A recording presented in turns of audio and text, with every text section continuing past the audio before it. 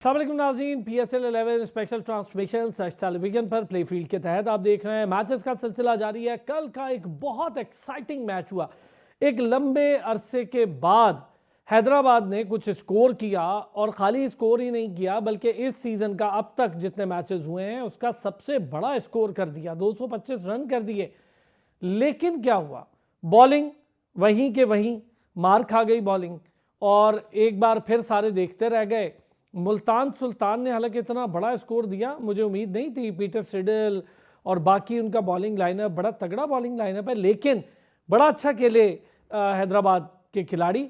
और साइम अयूब नाकाम रहे। मास सदाकत ने 50 रन पूरे किए और 60s में गए, लेकिन बदकिस्मती से आउट हो गए। शर्जील खान की 3 साल बाद PSL में वापसी हुई है, और ओपनर की बजाय वो खुद ये कह रहे हैं, मुझे पता था कि ओपनर ऑलरेडी मौजूद हैं तो मुझे जगह नहीं मिलेगी। 36 साल के वो हो गए हैं, 2 सेंचुरियां पहले कर चुके हैं। 50वां मैच खेल रहे थे PSL का, और 50वें मैच में एक बार फिर उन्होंने 50 किया। तो ये बड़ी ज़बरदस्त बात थी, और उन्होंने बहुत शानदार 50 की। पूरी टीम बहुत अच्छा खेली, पर बॉलिंग वहीं से वो मान खा गए। जिस तरह से मैं समझ रहा था कि शायद बड़ा कमाल हुआ। उस्मान खान, उन्होंने स्पिन को बहुत अच्छा कैटर किया, बड़े शानदार छक्कों की बरसात हुई और बहुत ज़्यादा छक्के लगे इस मैच में, चौके लगे। लेकिन मुल्तान सुल्तान हावी हो गई। और हैरत की बात यह है कि पूरा 1 ओवर और 2 बॉल्स यानी 8 बॉल्स पहले 227 रन हो गए। कमाल हो गया ये तो। और क्या पिक की है मुल्तान सुल्तान ने। इस वक्त पूरी दुनिया में हम देख रहे हैं, ICC वर्ल्ड कप का भी हिस्सा रहे पाकिस्तान की तरफ से, टॉप बैटर हैं साहिबजादा फरहान। शानदार अपनी फॉर्म में है, और जब बंदा अपनी फॉर्म में होता है तो उसके सही गलत शॉट्स भी छक्कों तक जा रहे होते हैं, चौकों तक जा रहे होते हैं। और अब वो माशाल्लाह बहुत फॉर्म में है, बड़ा प्यारा कनेक्ट हो रहे हैं बॉल के साथ, मज़ा बहुत आ रहा है। सेंचुरी की बाबर आजम सबसे ज़्यादा सेंचुरियां करने वाले खिलाड़ी थे, अब उनके साथ आके खड़े हो गए हैं साहिबजादा फरहान। मैं देखूं T20 की तो उन्होंने 9 सेंचुरीज कर ली हैं। कमाल, और बहुत अच्छा टैलेंट है, बहुत अच्छा खेल रहे हैं इस वक्त फॉर्म में। कहाँ गलती की हैदराबाद ने, और ऐसा क्या हुआ, एक बार फिर आकिब जावेद को बाहर बिठाया, मोहम्मद अली को इन किया, हमाद आजम को बाहर किया तो शर्जील को इन किया। शर्जील ने तो कमाल बैटिंग की, और पता नहीं हमाद आजम इन्हीं क्यों थे, ये समझ में नहीं आ रहा। बात करेंगे जी। सैयद हैदर हमें ज्वाइन कर चुके हैं, सीनियर स्पोर्ट्स जर्नलिस्ट हैं, हमारे साथ मौजूद हैं। साथ ही साथ नूरिश खान ने हमें ज्वाइन किया, हमारा रेगुलर हिस्सा भी है, क्रिकेट प्रेजेंटर भी हैं, स्पोर्ट्स जर्नलिस्ट भी हैं और क्रिकेट एक्सपर्ट भी है। बहुत शुक्रिया हैदर भाई। कल मैच आपने देखा, बड़ा मुझे तो मज़ा आया। खैर चले, हाई स्कोरिंग मैच होता है, और कमाल ये हुआ कि हैदराबाद ने इस सीज़न का सबसे बड़ा स्कोर कर दिया था 225, और उससे पहले 214 हुआ था पिंडी की तरफ से, वो भी चेज हो गया, और वो भी बड़ा स्कोर था इस सीजन का। इधर इन्होंने 225 किया, ये भी चेज हो गया। लेकिन पहले हम जरा बैटिंग पे बात करें, जिस पे बड़े सवालात थे। लेकिन कल उन्होंने कुछ चेंजेस की और वो कारामत साबित हुई, और बहुत अच्छा बैटिंग की हैदराबाद ने। बिल्कुल देखें, कुछ चीज़ें ऐसी हैं कि अगर आप गौर से देखें तो आपको साफ नज़र आएगा कि हैदराबाद की जो बॉलिंग है वो बहुत कमज़ोर है। और हमने पहले भी ये कहा था कि उनके पास कोई मैन स्ट्राइकिंग बॉलर नहीं है, और वो डिपेंड कर रहे हैं ऐसे बॉलर्स पे जो पार्ट टाइम बॉलर्स हैं, जैसे साइम अयूब हैं। तो जब आपकी बॉलिंग इतनी अच्छी ना हो तो फिर आपके लिए चाहे 200 हो या 300 हो, उसको डिफेंड करना बहुत मुश्किल हो जाए। और फिर लाहौर की पिच पे जो इस वक्त बहुत ही बैटिंग पिचेस बनाई हैं, तो उसमें तो फिर भी आप उसमें तो आपको ख़ास तौर से बहुत अच्छे बॉलर्स चाहिए जो बिल्कुल आपको मैनेज कर सकें। तो ये प्रॉब्लम आ रही है हैदराबाद के साथ। अच्छा, लेकिन हैदर भाई एक चीज़ है जो मेरा ख्याल है समझने की है। कल के दिन हमने थोड़ा बैटिंग में चेंजिंग देखे। हमाद आजम खिलाते रहे हैं मैचेस में, और कल शर्जील आए, 3 साल बाद वो दोबारा PSL में दिख रहे थे। कमाल का टैलेंट है शर्जील, और जिस तरह से शर्जील ने 3 साल बाद एक डिफरेंट नंबर पर बैटिंग की है, तो मज़ा आ गया देखकर। 50 रन किए, बहुत मज़ा आया मुझे, और बहुत अच्छी बैटिंग की शर्जील ने। Come back, what a come back after 3 years. नहीं, बहुत अच्छा रहा शर्जील के लिए। दोबारा वापसी जो है उनके लिए काफ़ी, मतलब किसी तरीके से ये नहीं कह सकते कि वो क्रिकेट से दूर रहे हैं, और अच्छा नहीं कह सकते थे। लेकिन देखना ये है कि क्या आप इस PSL में सिर्फ जो है वो पुराने खिलाड़ियों को खिला के, जिनकी एज 35, 6, 8, 40 है, उनको खिला के आप टीम बनाना चाहते हैं, या आपके पास कोई यंगस्टर्स भी हैं। शर्जील को खिलाने का मतलब ये, या हमाद आजम को खिलाने का मतलब ये, आपके पास यंगस्टर्स नहीं है। आपके पास अगर यंगस्टर्स होते तो आप ये 40 साल और 38 साल के प्लेयर्स को नहीं खिलाते। तो शर्जील ने बैटिंग अच्छी की है। बहरहाल शर्जील एक हार्ड हिटर है, उनकी असल पोजीशन ओपनर है, लेकिन चूंकि वहाँ पे उनके लिए जगह नहीं है, साइम अयूब हैं, और साइम अयूब हालांकि फेल हो रहे हैं। मेरे ख्याल से शायद हो सकता है कि अब नेक्स्ट मैच में शर्जील को ओपनिंग ट्राई करना चाहिए, जब उनका बैट भी आ रहा है, बॉल भी उनके बैट पे आ रहा है, लाइन में भी आ रहे हैं, और हिटें भी लग रही हैं, उनकी नज़र हाई भी है, उनकी परफेक्ट है।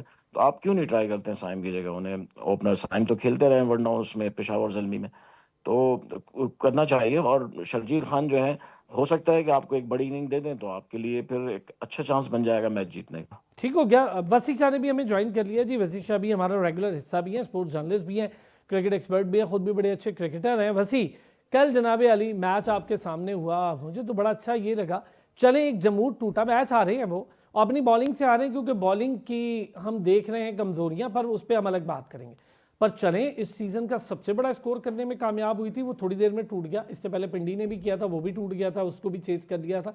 लेकिन बहरहाल चलें, 225 रन किए। थोड़ा सा उन्होंने कॉम्बिनेशन में तब्दीली की, शर्जील ओपनर की बजाय नीचे आए, और उन्होंने कहा कि मैं वाकई में देख रहा हूं कि ओपनर मौजूद थे, और उन्हें पता है 36 साल का हो गया, मुझे अब उस तरह से तो रखा नहीं जाएगा। लेकिन वो जहां आए, what a comeback after 3 years. 50वां मैच, 50 रन। बहुत शुक्रिया आपने मधु किया। आपको याद होगा ये वही शर्जील खान है जिन्होंने पीएसएल की हिस्ट्री की सबसे पहले सेंचुरी बनाई थी पेशावर ज़ल्मी के ख़िलाफ़ इस्लामाबाद यूनाइटेड की तरफ से खेलते हुए। तो पोटेंशियल तो था, लेकिन बीच में कुछ चीज़ें अनफॉर्चुनेट हुई जिसकी वजह से इनका करियर बैकवर्ड चला गया, और फिर उसके बाद एक पीक से बैकवर्ड गया, फिर उसके बाद 2-3 साल ये पीएसएल का हिस्सा ही नहीं रहे। लेकिन कल जब वो बैटिंग करने आए तो मैं देख रहा था मैच फॉर्चुनेटली, तो वो उनके अंदर वो जो चार्म होता है ना कि यार आई हैव टू परफॉर्म, वो जो हंगर होता है एक यंगस्टर का, 18-19 साल के बच्चे का, कि यार मैं परफॉर्म करूंगा तो मैंने कुछ लोगों को जवाब देना है, तो वो चीज़ नज़र आई। और फिर जिस तरह आपने अभी सवाल में भी ये कहा कि अपनी नेचुरल पोजीशन से हट के उन्होंने रन्स किए, ये बड़ा पॉजिटिव था। और ऑल इन ऑल जब आप शर्जील की बात करते हैं तो एक चीज़ जो मुझे पॉजिटिव लगी, कल वो ग्राउंड के चारों तरफ खेले। पहले उनका ये होता था कि लेग स्टंप एक, और एक चीज़ और आपने शायद अगर नोटिस नहीं की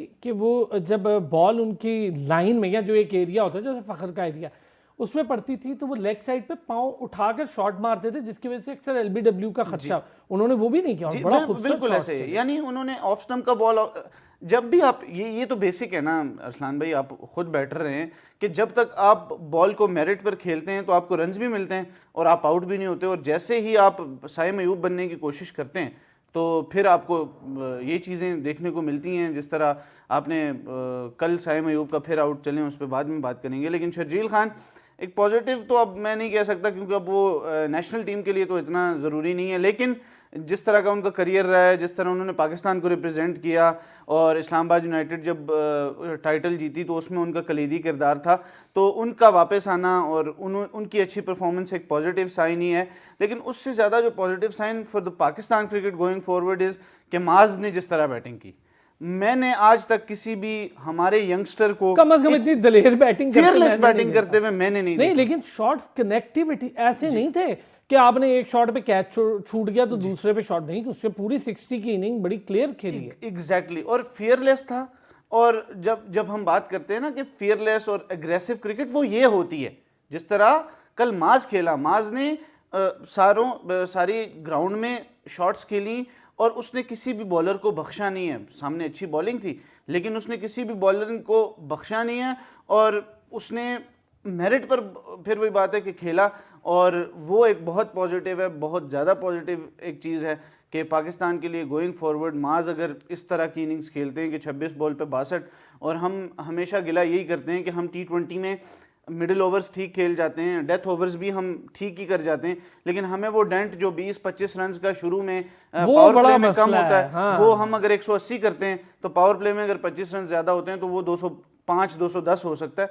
तो वो चीज़ अगर माज जैसे प्लेयर्स या शामिल जैसे प्लेयर्स अगर हमारे पास आएंगे, फेयरलेस क्रिकेट खेलेंगे। अच्छा, इस पे और भी बात करते हैं। हैदर भाई, माज कल आप ऑफ द रिकॉर्ड आपसे बात हो रही थी, बड़े अरसे बाद मैंने आपसे सुना कि सुपर टैलेंट है, वरना आप इतना खुश नहीं होते आजकल पाकिस्तान के टैलेंट पे। अच्छी बात है क्योंकि आपकी बड़ी क्रिटिक आई है, आपने एक तो क्रिकेट खिलाई है लोगों को, खुद जर्नलिस्ट है, लॉन्ग टाइम से सर्व कर रहे हैं जर्नलिज्म को, हार्डकोर जर्नलिस्ट है, आपने डोमेस्टिक से लेके इंटरनेशनल तक सब कवर कर रखा है। मास सदाकत सर, कैसा अरसे के बाद आपके मुंह से सुपर टैलेंट सुनना अच्छा लगा? देखिए, इस मास सदाकत जो है बड़ा जबरदस्त टैलेंट है, और उसको पॉलिश किया जाए, मैं आपको बता रहा हूँ, ये आपको एक और फखर जमान मिलेगा। बहुत ही उसके उसका एक तो एग्रेशन जो है वो बहुत ही जबरदस्त है, प्लस उसकी आई बड़ी परफेक्ट है, और वो फियरलेस खेलता है फखर जमान की तरह। और फिर ये है कि आपके यंगस्टर्स को अगर आप मौका देंगे तभी तो आपकी जगह बनेगी प्लेयर्स की। अगर आप 40 साल वाले को खिलाएंगे तो कहाँ से जगह बनेगी? तो ये मास ताकत जो है एक बहुत अच्छा एडिशन हो सकता है, लेकिन मुझे नहीं लगता कि उसको पाकिस्तान टीम में जगह, क्योंकि पाकिस्तानी जो सेलेक्टर हैं, चीफ सेलेक्टर आकिब जावेद, उनकी नज़र में साइम अयूब के अलावा पाकिस्तान में कोई ओपनर है ही नहीं। चाहे वो 50 मैचों में भी जीरो करेगा, उसी को खिलाएंगे। तो ये एक माइंड सेट है जिसको बीट करना बहुत मुश्किल है। और माँ सदाकत आते भी एक बैकवर्ड इलाके से हैं, बहुत ही गरीब इलाके से। उन इलाकों से किसी का क्रिकेटर बनना फ़खर जमान जैसों का बहुत ही मुश्किल होता है, ये किस्मत से बन जाते हैं। तो ये एक ड्रॉप है कि जिसकी वजह से माँ सदाकत जैसे लोग ज़ाया हो जाते हैं। अच्छा, समीर मिन्हास आपने देखा, कमाल का टैलेंट है और कितना खूबसूरती से इनिंग क्राफ्ट कर रहा है। अभी स्टार्ट हुआ है, लेकिन बहरहाल जिस तरह वो खेल रहा है, मुझे लगता है कि वो अब जल्द आपको उसको छोटी टीम से निकाल के तो बड़ी टीम की तरफ रास्ता, क्योंकि यही टाइम है सर, हमारे पास है ही नहीं कोई मिडिल ऑर्डर में। ये 2-4 लड़के इतना शानदार खेलते हुए आ रहे, माज को भी आप यूज़ कर सकते हैं मिडिल ऑर्डर में, ओरिजिनली तो वो चौथे पर भी खेलता है ना, लेकिन चलें वो उसमें ये कैपेबिलिटी है। आप समीर मिन्हास को यूज़ कर सकते हैं, शामिल आपको पसंद नहीं, लेकिन बहरहाल शामिल भी एक अच्छा चले, कम से कम बेंच स्ट्रेंथ पे कुछ लड़के तो दिख रहे हैं हमें। नहीं, मैंने कभी ये नहीं कहा कि शामिल अच्छा नहीं है, मैं हमेशा कहता हूँ शामिल टैलेंटेड है, और आप उससे जो है वो अच्छी क्रिकेट देख सकते हैं, और वो यंगस्टर है, ऐसी बात नहीं। लेकिन थोड़ा सा हमें जो है वो पॉजिटिव इस बात में रहना चाहिए कि जिनका चांस बनता है उन्हें देना चाहिए। मैं समझता हूँ कि समीर मिन्हास हो या महाज सदाकत हो या शामिल, इन सबको चांस मिलना चाहिए, और जो परफॉर्म करता है उसको टीम में रहना चाहिए, चाहे शामिल हो या माज हो। इनको चांस मिले भी बांग्लादेश में, और वहाँ पे परफॉर्म करने में थोड़ा सा शामिल जो है पीछे रहेगा, लेकिन आई होप कि आगे जाके वो फ्यूचर मैचेस में ये सब सारे हाँ चले, ऐसे कम ही से कम बनते हैं। हमारे पास एक बेंच स्ट्रेंथ जिसपे हम रोते रहते हैं कि जी हमारे पास मिडिल ऑर्डर नहीं है, बेंच स्ट्रेंथ नहीं है। ये नए लड़कों ने साबित किया कि जी आप थोड़ा सा इनको कॉन्फिडेंस दें, इनको मौका दें, इनको हौसला दें, इनको शाबाश दें, इनकी टेक्निक पे भी देखें। जब कोई नीचे से ऊपर आता है तो यही टाइम होता है आपकी नेशनल अकेडमीज का, कि वहाँ फर्निश करें उसकी, जहाँ जहाँ फ्लॉ शॉर्ट होते हैं, इतने बड़े तो होते नहीं हैं। इंटरनेशनल के लिए इंटरनेशनल कोचेस को पता होता है। इस पर ज़रा वसी आपका एक कॉमेंट। बिल्कुल आपने सही बात की कि पॉलिशिंग की ज़रूरत होती है। वहाँ पे आके आपने गेम चेंज नहीं कर देनी होती किसी की, लेकिन कुछ चीज़ें होती हैं, और इसमें बहुत क्रेडिट जाता है, बिहाइंड द सीन्स वो काम कर रहे होते हैं मोहम्मद यूसुफ। उन्होंने बहुत सारे प्लेयर्स को, माज ने भी उनके अंडर बहुत खेला है, माज के साथ मैं खुद भी खेल चुका हूँ। तो जब मेरी उससे बात होती है तो वो यही कहता है कि जब आप बड़े लेवल पर जाते हो किसी अच्छे, अभी उसके साथ जितने भी कोचेज़ हैं वो सारे ऑस्ट्रेलियन कोचेज़ हैं, और वो उस पर एक चीज़ है कि जब शुरू में उसको पहला मैच नहीं मिला, वो इंजर्ड था, तो उसने मुझे खुद ये बाद में बात बताई कि अगर कोई और मैनेजमेंट होती तो शायद मुझे खिला देती और वो इंजरी प्रोलॉन्ग हो जाती। हालांकि क्रिटिसिज्म भी हुआ हैदराबाद किंग्समैन की मैनेजमेंट पे कि आपने क्यों नहीं खिलाया उसको, ये वो, लेकिन उन्होंने कहा कि आप इंजर्ड हो तो आप बाहर बैठोगे। एक मैच के लिए बाहर बैठा, वापस आया, आप देख लें वो लंबा खेल रहा है और लंबा वो सर्व करेगा हैदराबाद को, और फिर ऑब्वियसली आगे पाकिस्तान को। तो लॉन्ग टर्म थिंकिंग अगर आप करें तो माज is a very good prospect. और जब भी आप फियरलेस बैटिंग की बात करते हैं, एक सैयद हैदर भाई की बात से थोड़ा सा इख्तिलाफ करूँगा कि उन्हीं इलाकों से नसीम शाह भी है, उन्हीं इलाकों से शाहीन अफरीदी भी हैं, उन्हीं इलाकों से ये सब प्लेयर्स हैं, मोहम्मद रिजवान भी वहाँ से, साहिबजादा फरहान भी वहीं से। तो शायद ये प्रोस्पेक्टिव अब चेंज हो गया है जब से क्रिकेट, अब इस्लामाबाद की जो T20 की टीम है या इस्लामाबाद की जो टीम है उसमें सारे वही KP के लड़के तकरीबन खेल रहे हैं, अली इमरान और शामिल को छोड़ के मुझे नहीं लगता तीसरा कोई इस्लामाबाद का नेटिव प्लेयर है। तो अब ये चीज़, ये पर्सपेक्टिव चेंज होना चाहिए कि KP या बैकवर्ड इलाकों के लड़कों को, हसीबुल्लाह बलूचिस्तान के एक इलाके से आ जाता है। धानी हसीबुल्लाह अगर पे मैं हैदरा आपसे जरूर बात करूंगा, थोड़ा सा मैं डिसअपॉइंट हुआ हूँ हसीबुल्लाह को देख के। हसीबुल्लाह अपनी स्किल्स पर मादर वो बहुत अच्छा प्लेयर है, लेकिन वो एक जगह रुक गया है। जो हम कहते रहते हैं ना, उसको मौका दें, मुझे नहीं लग रहा कि अभी उसका भी टाइम है। एक छोटा सा ब्रेक से वापस आते हैं, इस पर जरा और मजीद डिटेल बात भी करते हैं। फिर आपको कहेंगे खुशामदीद, और हैदर भाई को हम थैंक यू कहेंगे। हैदर भाई ने जाना था और हमारे लिए वक्त निकाला, बड़ा ज़रूरी होता है। कुछ सीनियर्स का उनके अपनी राय है, बड़ा अच्छा उन्होंने एलैबोरेट किया। और महाज सदाकत को बड़े लंबे अरसे बाद ही मैंने सुना उनसे कि सुपर टैलेंट है, वरना हैदर भाई पाकिस्तानी टैलेंट से बहुत ज़्यादा खुश नहीं होते। बट स्टिल महाज सदाकत प्रूव कर रहा है अपने आप को आहिस्ता आहिस्ता। अच्छा, जो खिलाड़ी आहिस्ता आहिस्ता ऊपर आता है ना, याद रखिएगा, मैं आपको फिर कह रहा हूं, ये जो एकदम आने वाले हैदर अली और इस तरह के खिलाड़ी आज गायब हो गए हैं, ये जो आहिस्ता आहिस्ता, रिजवान जो है उसके 2-3 सीजन लगे हैं और पीएसएल समेत तो 4 सीजन डोमेस्टिक खेल चुका था, बहुत आहिस्ता आहिस्ता ऊपर आया। बाबर आजम, हमें जरूरत थी, एक एक्सेप्शनल टैलेंट है, जल्दी ऊपर आया, लेकिन उसने साबित किया कि मैं एक्सेप्शनल टैलेंट हूं। ऐसे बहुत कम होते हैं, लेकिन जो टैलेंट आहिस्ता आहिस्ता ऊपर आ रहा है, मैं देख रहा हूं वो फर्निश होता हुआ आ रहा है। नूरिश, माज सदाकत बड़ा अच्छा खूबसूरत टैलेंट है, थोड़ा सा कोचेस को उसे इनिंग क्राफ्ट करना सिखानी होगी कि जैसे साहबजादा फरहान है, आप देखें 50 रन करने के बाद उसकी इनिंग में चेंजेस देखें, और उसके बैट और बॉल का कनेक्शन ही इतना स्ट्रांग हो गया था, वो जहां शॉट मार रहा था बाउंड्री पे जा रही थी। जी देखिए, पहले मैं साहिबजादा फरहान का थोड़ा सा करना चाहूँगी। साहिबजादा फरहान ने कल किंग्स के लिए ना, वो एक जो मैं अक्सर आपके शो बहुत दफा बात कर चुकी हूँ, स्टैट्स विद इम्पैक्ट वाली, तो कल मुझे दोनों चीजें नजर आई। और जो एक मेरा उनसे हमेशा डिसएग्रीमेंट रहता था कि वो फिनिश नहीं करते, तो कल उन्होंने वो डिसएग्रीमेंट भी खत्म कर दिया, वो गैप भी फिल कर दिया। बहुत अच्छा उन्होंने मतलब खड़े रहे, विकेट पे भी खड़े रहे, उस परफॉर्म किया जब टीम को जरूरत थी। तो साहिबजादा फरहान अब जो है ना मैच्योर होते जा रहे हैं और अपनी अब उस फॉर्म में आ गए कि अब हम उन्हें एक जो अपर लीग है उसमें शामिल कर सकें। माज सदाकत की जहाँ तक बात है, माज सदाकत बिल्कुल अभी आपने ठीक कहा कि आहिस्ता आहिस्ता ऊपर आने वाला जो टैलेंट होता है वो यकीनी तौर पे एक सस्टेनेबल टैलेंट होता है, वो काफी देर तक चलता है। आपने हैदर अली की बिल्कुल परफेक्ट एग्जाम्पल दी, वो सब भी ठीक है। और बाबर आजम तो बाकी एक्सेप्शनल चीज है, लेकिन अगर माज सदाकत की मैं बात करूँ, माज सदाकत की एक वीकनेस ये है कि कहीं वो अगर इनिंग स्टार्ट करते हैं ना, तो जिस इंटेंसिटी से स्टार्ट करते हैं ना, कहीं ना कहीं बीच की वो इंटेंसिटी कुछ सेकंड के लिए, कुछ मिनट के लिए, कुछ बॉल्स के लिए सही, लेकिन वो कहीं ना कहीं खो जाती है। तो उनको चाहिए कि इस कंसिस्टेंसी को ना बरकरार रखें स्टार्ट से लेकर एंड तक। अगर आप समीर बिनास की बैटिंग का थोड़ा स्टाइल देखें, तो उनका भी इसी तरह का स्टाइल है कि वो, उनकी स्ट्रेंथ यही है कि वो स्टार्ट से लेकर एंड तक एक ही कंसिस्टेंसी में बैट करते हैं। तो बस आई थिंक थोड़ा ये एक ऐसा गैप है जिसको फिल कर सकते हैं, अदरवाइज ही doing up to be such a wonderful talent. अच्छा नूरिश, ये बताएं मुझे, आपने कल का मैच देखा, शर्जील खान की वापसी, हमाद आजम को शर्जील खान पर फौकियत दे रखी थी, जबकि हमाद आजम का जो पूरा करियर है वो शर्जील के इस 3 साल पहले के करियर से भी बहुत नीचे है।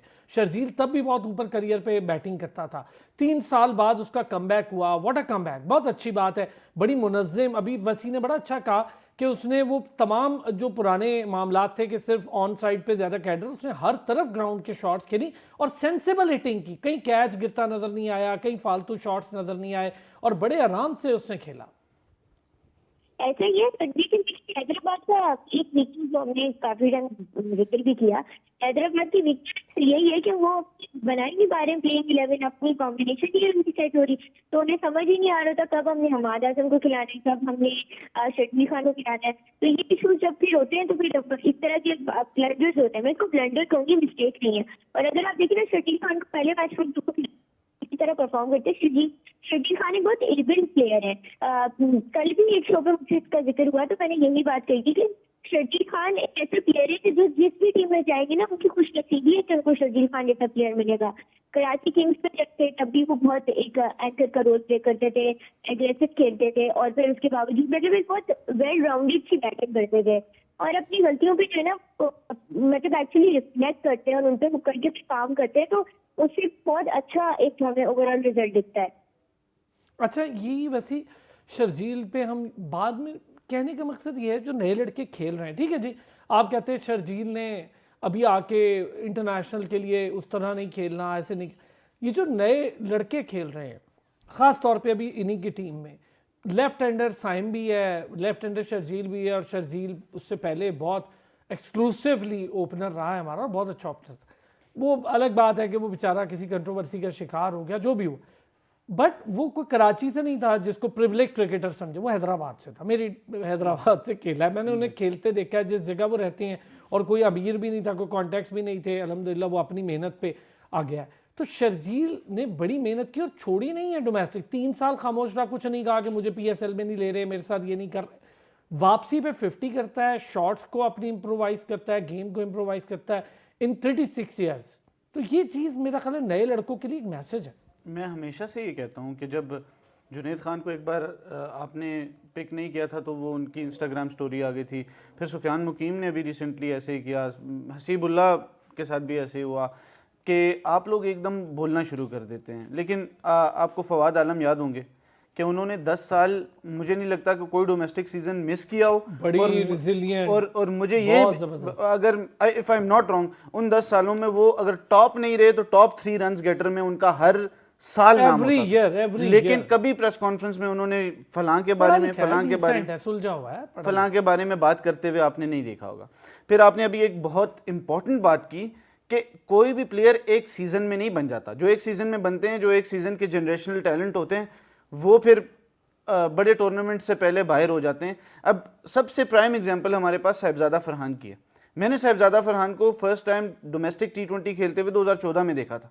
आज 2026 से 12 साल बाद आज जाके उन्होंने अपने आप को एक कॉम्पैक्ट प्लेयर बनाया है और उन्होंने सीखने का जो अमल है वो रोका नहीं है।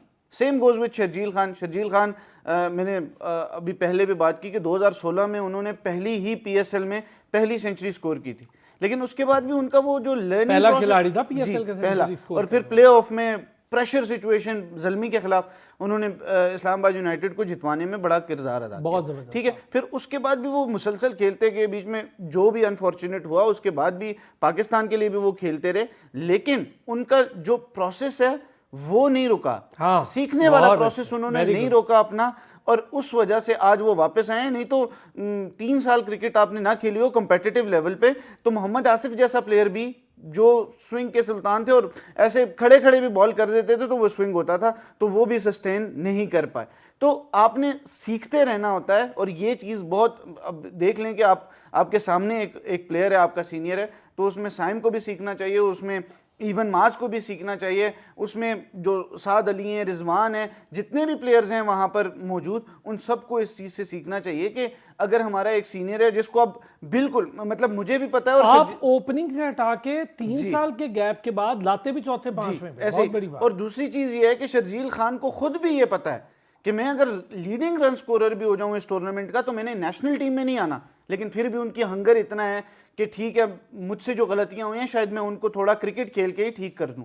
तो ये बहुत बड़ी बात होती है। और आपके पास जो हमारी यंगस्टर्स हैं, इनके पास तो बहुत बड़ा एक मोटिवेशनल पॉइंट है कि आपने पाकिस्तान खेलना है, आपने स्टार को रिप्रेजेंट करना है, तो वो जो चीज़ है वो आपको एक एक्स्ट्रा मोटिवेशन देती है। और ऑब्वियसली एक जो चीज़ है जो मुझे बहुत कंसर्न करती है कि हमारे प्लेयर्स की फिटनेस इतनी अच्छी नहीं है, और हमें फिटनेस पर बहुत ज़्यादा काम करना चाहिए। माज का भी जो कल शॉट था वो थका हुआ शॉट था, मतलब 26 बॉलें खेले थे ना आप, मतलब बहुत अच्छा था, सब कुछ अच्छा था। मैं यही, अच्छा चले मैं आप दोनों से इस पे बात करता हूँ। नूरे, चूंकि आप 2 हज़रात दोनों जो मौजूद हैं, दोनों ने क्रिकेट को ग्राउंड के अंदर देखा हुआ है, कवर किया हुआ है, खुद भी आपका ताल्लुक क्रिकेट से है, प्रेजेंटर भी हैं आप, ये भी क्रिकेटर भी हैं, सहाफ़ी भी हैं। ये जो नूरे आप 50 के बाद सीखते हो ना कि 100 करना है, ये अंडर 19 क्लब में मुझे याद है, मैं मतलब इसकी बार बार मिसाल देता हूँ, क्लब में हमारे जो क्लब के करता धरता थे, अल्लाह उन्हें जन्नत नसीब करे, बाबर भाई, वो हमें कहते थे जब 50 करके बाहर आते थे ना तो वो 6 चक्कर लगवाते थे मुझे, और तुमने 50 कर लिया, 100 मिस कर दिया, जो 6 चक्कर लगाओ तुम्हारी पनिशमेंट। खुश नहीं होते थे। अच्छा 100 करते थे तो वो उनके चेहरे पे खुशी भी होती थी, और आउट हो जाते कहते यार 100 के बाद तो बॉल फुटबॉल नजर आता है, कोशिश किया करो कि आउट मत हो। तो ये चीजें सीखने की क्लब से शुरू होती है। तो हमारे अंडर 19 इसके क्या सिस्टम्स हैं?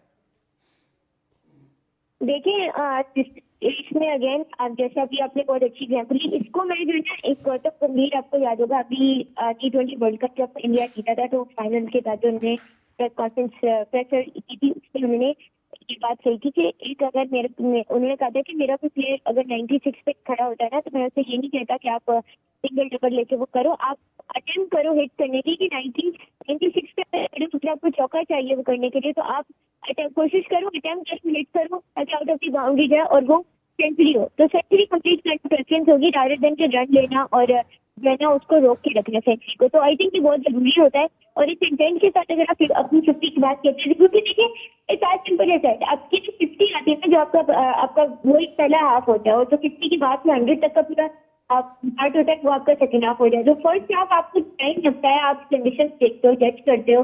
जब आप 50 बना लेते हो ना, तो आप बिल्कुल, मैं कहूँगी कि इसको मैं ये क्वेश्चन कहूँगी कि मेच्योर हो जाते हो एक तरह से। पिच की देख लेते हो, आप सेटल हो जाते हो, पिच की कंडीशन, पिच को देख लेते हो, आपको कंडीशन पता चल जाती है कि आपको क्या, कौन सा खेलना है, कौन सा नहीं खेलना, किस टाइप की बॉल्स आपके पास आ रही है, ऑपोजिशन की स्ट्रेंथ वीकनेसेस पता चल जाती है। तो उसके बाद आई थिंक आप अपने 100 बनाए बगैर लौटो, तो फिर वो एक, जैसे भी आपकी एग्जाम्पल दी थी, वही आई थिंक फिर बनता है। अंडर 19 के लेवल पे देखिए, अगर कई बात आती है कि मॉडर्न डे क्रिकेट अब जिस तरफ जा रही है ना, उस तरफ 50 उसकी उधर 50 से ज्यादा 100 की ज्यादा वैल्यू है, 30 की ज्यादा वैल्यू है। दैट ऑल मैटर्स कि आपके बैट में कितनी ज्यादा सेंचुरीज है, और उससे भी ज्यादा कितनी ज्यादा इम्पैक्टफुल सेंचुरीज है, वो मैटर करता है। ये ना कि 100 ऑफ 100 आपने बना ली हो, तो वो आई एम सॉरी बट मतलब मैटर नहीं करेगी। बट एज कम्पेयर टू एक ऐसी 100 जो लेट्स से 30 बॉल 100 है, या 50 बॉल 100 है, या एक ऐसी 100 है जो कैसे टाइम पे आई है कि जो जिस टाइम पे आपकी टीम जो है उनसे 50 रन भी नहीं बन रहे थे। अच्छा, आज हम इन सारी चीज़ों पर इसलिए बात कर रहे हैं क्योंकि ये ही सारी चीज़ें हैं जिनको हमने बेहतर करना है हमारे सिस्टम्स। ए आपने देख रखी है, शाहीन क्रिकेट आपने देख रखी है, अंडर 19 हमने देख रखी है। मैंने क्लब का एक छोटे से मिसाल दी वसी, क्या हमारे वहाँ पर अब तो हनीफ मलिक बहुत अच्छे कोच हैं और मैं समझता हूँ, मैंने उन्हें देखा है काम का, शर्जील के साथ उन्होंने बड़ा लंबा अरसा काम किया है और बड़े टैलेंटेड, सुलझे हुए और समझदार कोच हैं, बहुत अच्छे। हनीफ मलिक खुद मुझे याद है हमारे सामने कहते होते थे कि जिसने 50 की है कोशिश करे कि वो 100 तक जाए, नहीं जाता तो 80 करके आए, अपने रन्स को जितना मैक्सिमाइज कर सकते हो करो। ये यहाँ पर हमारे मास सदाकत और ये बड़े अच्छा खेल रहे हैं, लेकिन आप जब 50 जाते हैं उसके बाद हम भूल जाते। मुझे देख रहा हूँ कि ये चीज़ साहबजादा फरहान में बेहतर हुई है, उसने खुद सीखी है, तो ये चीज़ इंपॉर्टेंट। अच्छा ब्रेक सर, ब्रेक के बाद कहना चाहिए ब्रेक ले लेते हैं, ब्रेक से वापस आते हैं तो इस पर ज़रा बात करते हैं क्योंकि बड़ा इंपॉर्टेंट पहलू होगा। कोई बात नहीं, आज शामिल अगर 21 पर आउट हो गया तो कोई बात नहीं, उससे 2 50s भी की हैं कोयटा ग्लैडिएटर और इस्लामाबाद यूनाइटेड के मैच में, लेकिन सऊद शकील 42 करके आउट हुए हैं और उस पर भी हम थोड़ी सी बात करेंगे। सऊद शकील ने खुद को ओपनर बनाया, हमें ज़रूरत मिडल ऑर्डर में है। चलें इस पर बात करते हैं एक ब्रेक के बाद, फिर कहेंगे खुश आमदीद। पहले ज़रा इस पर बात कर लेते हैं वसी, फिर हम बात करेंगे कोयटा ग्लैडिएटर और बाकी टीम्स पर भी। ये जो सीखने का अमल है, आप 50 को कैसे मैक्सिमाइज कर सकते हैं? देखें, आपको याद होगा जो रूट बीच में उनकी कोई 16-17 50 प्लस इनिंग्स ऐसी थी जो वो 100 में कन्वर्ट नहीं कर सके थे, एक या दो सेंचुरीज थी उनकी और 15 50s थी, और वो फ्रस्ट्रेटेड थे इस बात से कि यार मैं 80 कर रहा हूँ, 70 कर रहा हूँ, 75 कर रहा हूँ। लेकिन ये मैं सीखने की बात कर रहा हूँ कि अगर आपने अंडर 19 में नहीं भी सीखा, या जो रूट जैसा प्लेयर भी अगर जाके फिर उन्होंने काउंटी में अपने कोचेज़ के साथ मिल के, और पिछले उनकी मेरे ख्याल है कोई 50 इनिंग्स में 23-24 सेंचुरी हैं, तो दैट शोज़ कि आपकी जो लर्निंग प्रोसेस होता है वो नहीं रुकता और आपको नहीं रुकना चाहिए, एक चीज़। दूसरी चीज़ ये है कि जब आप 50 करते हो तो आपने ऑलमोस्ट, मतलब अगर आप बहुत ही तेज़ खेल लो तो 17-18 बॉल्स में 50 होती है या 20 बॉलों में, और उसके साथ आपके साथ दूसरे प्लेयर्स भी खेल रहे होते हैं, तो इट्स अबाउट 7 to 8 ओवर्स गुजर गए होते हैं, खास तौर पे जब मैं इसमें एक चीज़ ऐड करूं, यूनुस खान ना 80s 90s में आउट हो रहे थे काफ़ी, जब आपकी 28 सेंचुरीज के करीब हुए तो वो आउट होना शुरू हो गए, तो कहते हैं कि मैंने ना अपनी नर्वसनेस ख़त्म कर दी। होता है, हर किसी को होता है कि यार मैं वो कहते थे मैं बोर्ड पे देखता था और कहता था मुझे 50 रन ऐड करने हैं अभी टीम के, कहते जब मैं टीम के 50 रन ऐड करता था मेरे मैक्सिमाइज हो जाते। और फिर उसके बाद उन्होंने उसी के बाद 28 सेंचुरियों के बाद ही शायद उन्होंने ऑस्ट्रेलिया में डबल सेंचुरी की और इंग्लैंड में भी डबल सेंचुरी की। कोई मुकाबला नहीं है यूनुस खान का, तो इस टाइम प्रेजेंट है ना हमें इंजमाम, मोहम्मद यूसुफ, यूनुस खान, इवन अजहर अली रिटायर हो गए पर टेस्ट के one of the best batsman में से, असद शफीक काफ़ी ज़बरदस्त बैट्समैन। मैं इन लोगों का अभी फिल वक्त तो मुझे कोई मवाजना नज़र नहीं आ रहा। ऐसे ही, और असद शफीक तो जिस नंबर पे खेलते थे, आप कमाल कर हमेशा ही टेल एंडर्स के साथ खेलते थे, तो वो तो एक अलग चीज़ थी। मेरा ख्याल 7 सेंचुरियां कर चुके हैं उसी पोजीशन। ऐसे ही तो विव रिचर्ड से ज़्यादा सेंचुरियां उनकी वहाँ पे। तो ये चीज़ जो मैं बात कर रहा था कि देखें, प्रॉब्लम हमारा ये आ रहा है, जो मुझे लग रहा है, शायद इसमें किसी और को कुछ और लगे, लेकिन हमारी प्लेयर्स की जो फिटनेस है एक चीज़, वो कॉम्प्रोमाइज्ड है और वो नहीं है। दूसरी चीज़ ये होती है जब आप T20 खेल रहे होते हैं तो अब साहिबजादा फरहान ने कल 50 कर ली थी अराउंड 6 ओवर्स में 7 ओवर्स में, लेकिन हमारे जो अब जैसे माज है या कोई भी और प्लेयर है वो 10वें 12वें ओवर में जब 50 करता है ना तो फिर उसके बाद उसके ऊपर प्रेशर ये भी होता है कि अगर उसने अपनी सेंचुरी करनी है या लेट्स से अच्छा ये बताएं सुनने वालों को, उसने जब 50 कर ली वो दूसरे को खिलाना शुरू हो गया था कि मैं आराम से एक एंड रोक लेता ऐसे ही और बात फिर बात वही है कि वो खुद सेटल डाउन था और उसको बॉल नजर आ रहा था और साथ जॉश फिलिप था जो खुद अपने आप में एक बहुत बड़ा स्मिथ को देखिए ना, स्मिथ ने अपनी गेम ये कितनी चीज चेंज इवॉल्व की है, 90s 80 100 के करीब पार्टनरशिप तक दोनों गए। तो और वही पावर प्ले हमेशा पाकिस्तान की जो क्रिकेट है उसमें पावर प्ले का ही मसला होता है। पावर प्ले में कल रन्स हो गए तो वो जो आखिर में थोड़ा सा रिलैक्स हुए मुल्तान सुल्तान, उसकी वजह यही थी कि उनको शुरू में पुश मिला हुआ था और वो थोड़ा रिलैक्स खेले। लेकिन बात जो 50 को सेंचुरी में कन्वर्ट करने की आपने वो यही है कि T20 में आपको रिस्क लेने पड़ते हैं और वो आप एट टाइम्स लेते हुए आप आउट हो जाते हो। जैसे आप देख लें कि संजू सैमसन की तीन इनिंग्स ऐसी 2 इनिंग्स ऐसी थी सेमीफाइनल और फाइनल की कि वहाँ पर वो अगर 2 ओवर ईजी होके खेलते तो शायद सेंचुरी हो जाती, लेकिन इंग्लैंड के खिलाफ अगर 240 होते तो इंडिया वर्ल्ड कप से भी बाहर हो सकता था। तो एट टाइम्स आपको रिस्क लेना पड़ता है T20 क्रिकेट में। तो मुझे I bring it down to that कि अब कल भी साहिबजादा ने जो आखिरी को 10 रन बनाए, मेरा ख्याल है कोई 8-9 बॉलों में बनाए, लेकिन उसको उनके पता पास था ना मैं मैच मार्जिन था। ये अगर वहां पर लेट से एक ओवर में अगर उनको मिनाज से क्या बैटिंग की है, मतलब बड़ी जबरदस्त इस नंबर पे आके बॉलिंग भी करता है लड़का। मैं लास्ट ईयर जब आपके पास शुरू में आता था तो मैं आपको कहता था कि कराची किंग्स इसको अंडर यूज कर रहा है। दोनों भाई ठीक है, और समीर अरफात छाए हुए दोनों भाई, ऐसा ही है।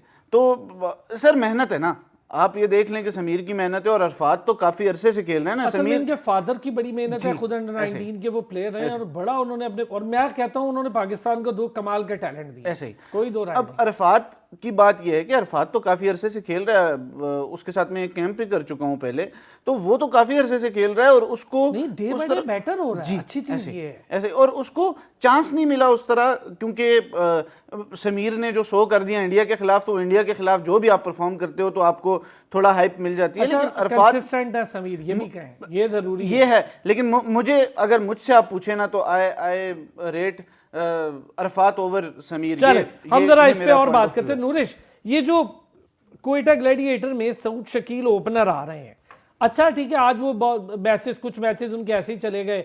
आज उन्होंने 42 कर दिया, 26 बॉलों पर छक्के भी मार दिए, 3 चौके भी मार दिए।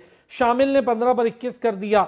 लेकिन क्या सऊद शकील इस पोजीशन के लिए T20 में कैसे फिट होंगे जब हमारे पास ऑलरेडी ओपनर्स की भरमार है? हमें तो मिडिल ऑर्डर चाहिए जो तेज खेल ले। देखिए यही तो हमारा इशू है कि हम एक्सपेरिमेंट करना नहीं चाहते, हम बोल्ड डिसीजन लेना नहीं चाहते। एक तरफ कहा जाता है कि 3 से प्लेयर्स पे किए जाते हैं, जो कि मैं जाती सर्वे से बहुत इख्तिलाफ करती हूँ, ऐसा होना नहीं चाहिए। लेकिन फिर भी रियलिटी ये है कि PSL की बेसिस पे देखिए आप कप्तान ही मुंतखब कर रहे हो, आप प्लेयर्स ले रहे हो, तो एटलीस्ट PSL को आप वो ग्राउंड तो बनाए कि जब आप ये एक्सपेरिमेंट करें।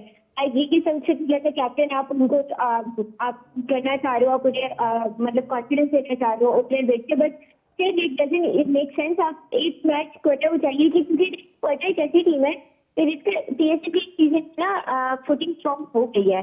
तो आई थिंक कि कुछ चला नहीं जाएगा अगर वो एक्सपेरिमेंट करके देखेंगे सऊद शकील के साथ। और सऊद शकील के ये खुद भी अच्छा होगा कि अगर वो थोड़े जैसे 1 डाउन या 2 तो इन सिचुएशंस पाके वो खेलेंगे तो उन्हें एक नया एक्सपोजर मिलेगा, क्योंकि प्रेशर आई थिंक कंपैरेटिवली 1 या 2 डाउन पे ज्यादा होता है कंपेयर टू। अच्छा मैं आपको एक मजे की बात बताऊं, अगेन अगर हसन नवाज इस चौथी पोजीशन पे दोबारा स्कोर कर देता है अच्छा, तो सऊद शकील को तो ओपनिंग मिलेगी नहीं, हसन नवाज को मिडिल में फिर जगह मिल जाएगी पाकिस्तान में, तो क्या फायदा होगा ओपन पे स्कोर करने। लेकिन इसमें ये स्टैंड है कि अगर वो हसन नवाज को कर भी देते हैं तो हम उनको खुद भी यूटिलाइज करते हैं मिडिल ऑर्डर। आप देखिए एशिया कप में आप देखिए उनके साथ क्या किया गया, कभी उनको किसी और पोजीशन पे खिला रहे हैं, कभी दूसरी पोजीशन पे खिला रहे हैं, कभी हम किसी और पोजीशन पे खिला रहे हैं, हम उनकी पोजीशन ही सेट कर पा रहे थे हसन नवाज की, और फिर उसके बावजूद उनके पे एक तो हमने उन्हें कंसिस्टेंसी के साथ एक पोजीशन पे बैट नहीं करने दिया। उसके बाद फिर जब उन्होंने परफॉर्म नहीं किया तो हमने उस बेसिस पे उन्हें वापस टीम में लेके भी गए, हमने उन्हें क्रूशियल मैचेस भी नहीं खिलाए और फिर उन्हें सेकंड टीम से बाहर भी कर दिया। तो आई थिंक हसन नवाज के साथ जाती है, अगर आप एक प्लेयर को एक रोल देते हो कि एक रोल उसका आप जबरदस्ती का चेहरे डिफाइन कर भी देते हैं तो एटलीस्ट आप उन्हें उस रोल पे कॉन्फिडेंस नहीं देना। ये बात ठीक है, ये बात बहुत अच्छी है नूरिश की कि कम से कम रोल देते हैं तो कॉन्फिडेंस। अब आपने चेंज कर दिया उसका रोल तो चलो उसको दो तो कॉन्फिडेंस, और वो प्लेयर अच्छा है। देखिए मैं दो चीज़ें यहाँ पे करूँगा। एक तो ये है कि हसन नवाज सऊद शकील की बात करूँ तो उसे पता है कि मैंने पाकिस्तान की नेशनल टीम में T20 में नहीं आना, ठीक है, उसे खुद भी पता है, तो ही इज़ प्लेइंग। लेकिन मेरा ये मानना है, आप आज भी देख लेना 2 रन बना के आउट हो गया, वो बेचारा कभी चौथे पे आ रहा है कभी 5वें पे, एक दे दें उसको। सर देखिए मैं आपको बात बताता हूँ, स्लॉट की बात ये होती है ना कि जब आप परफॉर्म कर रहे होते हैं ना तो आपको सब कुछ अच्छा लग रहा होता है। यही हसन नवाज जब प्लेयर ऑफ द टूर्नामेंट हुआ था, मैं तब भी अनपॉपुलर ओपिनियन होता है उस वक्त, आपने कहा था, मुझे याद है मैंने उस कि वक्त ये जगह इनकी नहीं है क्योंकि मैं उसके साथ खेला हूँ और उसने खुद कई बार, मतलब अब ये मुझे कहना पड़ रहा है कि उसने खुद कहा कि यार मैं नहीं हूँ मिडिल ऑर्डर का प्लेयर, मुझसे नहीं खेला जाता, लेकिन मेरी फॉर्म अच्छी थी और लग गई और रन्स बन गए, ठीक है। फिर उसके बाद देखें जब आपको पता होता है ना कि ऊपर साइम अयूब भी है जो चहीता है, फिर उसके बाद माज भी आ गया है, वो भी ओपनर नहीं है और वो भी कितना सस्टेनेबल होगा वो भी मैं नहीं, वहां तो समझ नहीं आ रही ना उनको, कभी वो किसी को खिला रहे हैं कभी किसी को, तो उनको समझ नहीं, उस्मान खान को निकालो तो इसको, तो उनको तो माज ऐसे मिल गया। ऐसे ही है बिल्कुल। तो अब हसन को सोचना ये चाहिए था कि ये लास्ट अप्रैल मई में PSL हुई थी जब वो प्लेयर ऑफ द टूर्नामेंट हुए थे, और जब एशिया कप आया वो सितंबर अक्टूबर में था यार। लेकिन अभी भी देखिए ना, चौथे पे 3-4 मैच निकल गए, स्कोर ही नहीं हो रहा। तो नहीं हो रहा तो उसे सीखना चाहिए था ना। वो आकर यहाँ पर भी उन्होंने, मुझे बता देना कि कितने नेशनल T20s में उन्होंने 4 नंबर पर बारी की है। वो इस्लामाबाद के कप्तान थे ना, ठीक है। उन्होंने कितने क्लब के मैचेस में 5 नंबर पे बारी की है। वो जब भी आए हैं उन्होंने ओपनिंग की है। मैंने उन्हें जितने कम से कम मैंने जितने मैचेस में देखा है या खेला है उनके खिलाफ, इवन एशिया कप के बाद, तो उन्होंने ओपन ही करते हैं। तो आप सीखोगे कैसे? आप मैच खेलोगे, क्लब क्रिकेट में सीखते हैं ना। यासिर खान ने जो अभी 83 जिन्होंने किया पहले मैच में, वो पिंडी में आप यकीन माने, मैं उन्हें देखा है, हम लास्ट भी बात कर रहे थे, वो पूरा ग्राउंड खरीद कर, मतलब मैच के टाइम के लिए प्रैक्टिस पिच के ऊपर, मेन पिच के ऊपर प्रैक्टिस करते हैं, नेट्स में प्रैक्टिस नहीं करते कि मुझे समझ आए कि मेरे ये बॉल छक्का हुआ या नहीं। अपने हिसाब से ये चीज मेहनत कर रहा है। तो हसन को भी ये चाहिए कि अगर उसे पता लग गया है कि ऊपर ओपनिंग स्लॉट मेरी नहीं है, 3 पे अगर सलमान अली आ गया है फिलहाल के लिए, 4 पे बाबर आजम है, तो मुझे 5 पे ही आऊंगा। अच्छा, इस पे हम फिर डिटेल इंशाल्लाह इस पे रखेंगे कि हमने किस पोजीशन के लिए किस प्लेयर को ग्रूम करना। ये माइंड ग्रूमिंग है ना, ये करना बोर्ड का काम है, लेकिन बहरहाल वो जो सिलेक्शन है उनका भी समझ नहीं आता, कोचिंग का भी। Noorish Khan thank you so much, Waseeq Shah thank you so much, Syed Haider भाई हमारे साथ मौजूद रहे, उनका भी शुक्रिया। कल फिर होगी आपसे मुलाकात, अपना ख्याल रखें।